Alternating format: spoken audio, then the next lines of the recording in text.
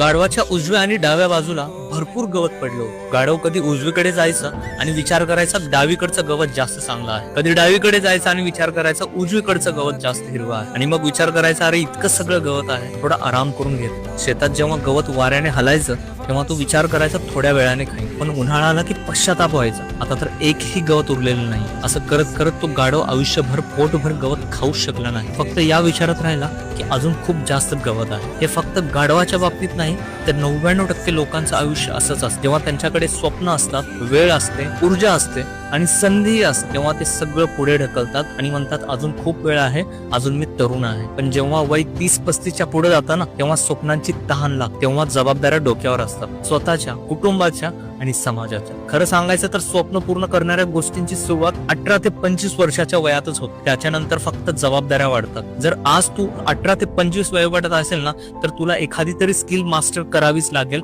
अशी स्किल जी तुझं करिअर तयार